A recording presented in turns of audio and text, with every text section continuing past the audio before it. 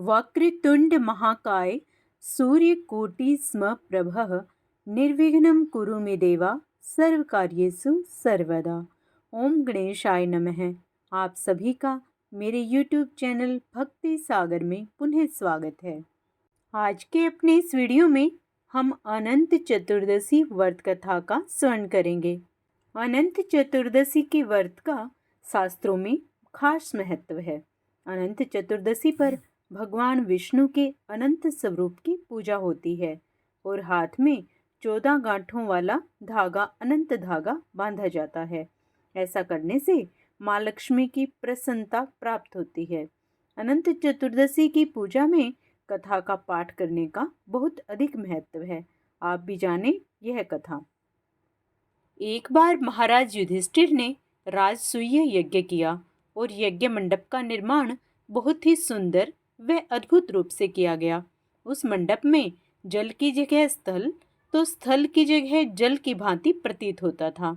इससे दुर्योधन एक स्थल को देखकर जल कुंड में जा गिरे। द्रौपदी ने यह देखकर उनका उपहास किया और कहा कि अंधे की संतान अंधी होती है। इस कटु वचन से दुर्योधन बहुत आहत हुए और इस अपमान का बदला लेने के लिए उसने युधिष्ठिर को द्रुत अर्थात जुआ खेलने के लिए बुलाया और छल से जीतकर पांडवों को 12 वर्ष का वनवास दे दिया गया। वन में रहते हुए उन्हें अनेक कष्टों का सामना करना पड़ा। एक दिन वन में भगवान कृष्ण युधिष्ठिर से मिलने आए। युधिष्ठिर ने उन्हें सब हाल कह सुनाया और इस विपदा से निकलने का मार्ग भी पूछने लगे। इस पर भगवान कृष्ण ने उन्हें अनंत चतुर्दशी का व्रत करने को कहा और कहा कि इसे करने से खोया हुआ राज्य भी मिल जाएगा। इस वार्तालाप के बाद श्री कृष्ण जी युधिष्ठिर को एक कथा सुनाते हैं। आइए अब अनंत चतुर्दशी की कथा का स्मरण करते हैं, जिससे श्री हरि तथा गणपति भगवान की कृपा हम पर बनी रहती है। प्राचीन काल में सुमंत नाम का एक नेक तपस्वी ब्राह्मण था। उसकी पत्नी का नाम दीक्षा था। उसकी एक परम सुंदरी धर्मपरायण तथा ज्योतिर्मयी कन्या थी, जिसका नाम सुशीला था। सुशीला जब बड़ी हुई तो उसकी माता दीक्षा की मृत्यु हो गई। पत्नी के मरने के बाद सुमंत ने कर्कसा नामक स्त्री से दूसरा विवाह कर लिया। सुशीला का विवाह ब्राह्मण सुमंत ने कौंडिन्य ऋषि के साथ कर दिया। विदाई में कुछ देने की बात पर कर्कसा ने दामाद को कुछ ईंटें और पत्थरों के टुकड़े बांध कर दे दिए। कौंडिन्य ऋषि दुखी हो अपनी पत्नी को लेकर अपने आश्रम की ओर चल दिए, परंतु रास्ते में ही रात हो गई। वे नदी तट पर संध्या करने लगे।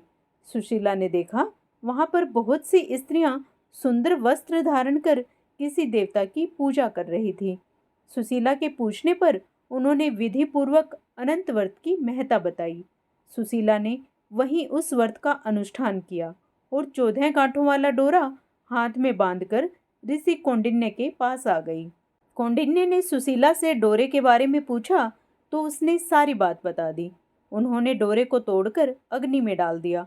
इससे भगवान अनंत जी का अपमान हुआ। परिणाम स्वरूप ऋषि कौंडिन्य दुखी रहने लगे। उनकी सारी संपत्ति नष्ट हो गई। इस दरिद्रता का उन्होंने अपनी पत्नी से कारण पूछा तो सुशीला ने अनंत भगवान का डोरा जलाने की बात कही। कौंडिन्य ने सुशीला से डोरे के बारे में पूछा तो उसने सारी बात बता दी। उन्होंने डोरे को तोड़कर अग्नि में डाल दिया। इससे भगवान अनंत जी का अपमान हुआ। परिणाम स्वरूप ऋषि कौंडिन्य दुखी रहने लगे। उनकी सारी संपत्ति नष्ट हो गई। इस दरिद्रता का उन्होंने अपनी पत्नी से कारण पूछा तो सुशीला ने अनंत भगवान का डोरा जलाने की बात कही। पश्चाताप करते हुए ऋषि कौंडिन्य अनंत डोरे की प्राप्ति के लिए वन में चले गए। वन में कई दिनों तक भटकते भटकते निराश होकर एक दिन भूमि पर गिर पड़े। तब अनंत भगवान प्रकट होकर बोले, हे कौंडिन्य, तुमने मेरा तिरस्कार किया था, उसी से तुम्हें इतना कष्ट भोगना पड़ा। तुम दुखी हुए, अब तुमने पश्चाताप किया है, मैं तुमसे प्रसन्न हूँ। अब तुम घर जाकर विधि पूर्वक अनंत व्रत करो। 14 वर्ष तक व्रत करने से तुम्हारे सारे दुख दूर हो जाएंगे।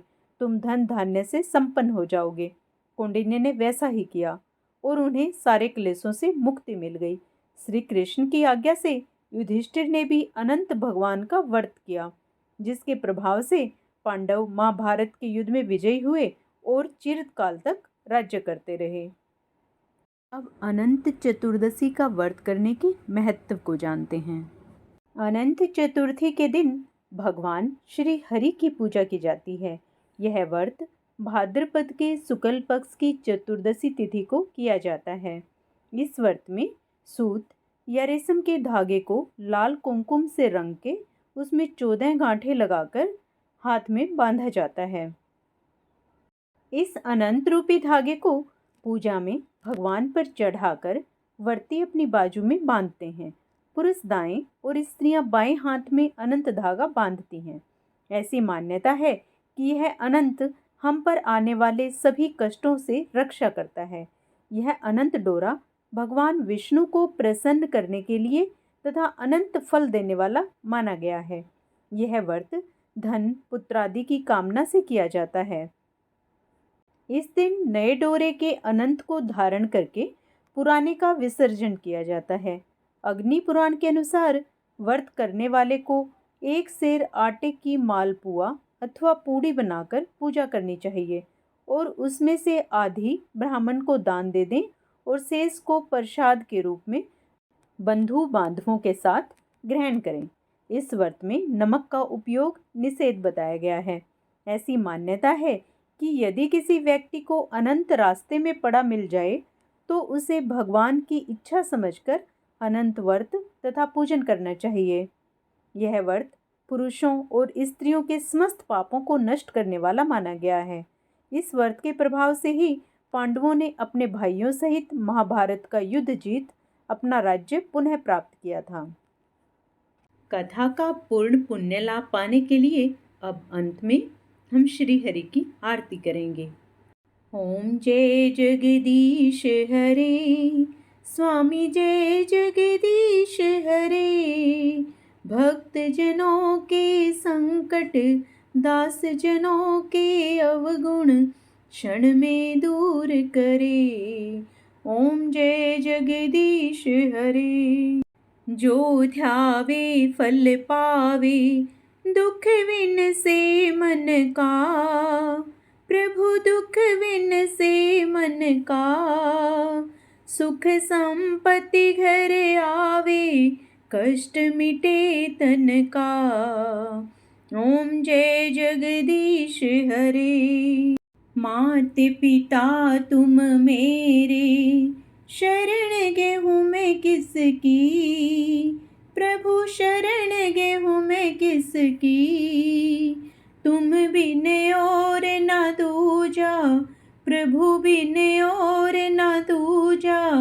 आस करूं जिसकी। ओम जय जगदीश हरे।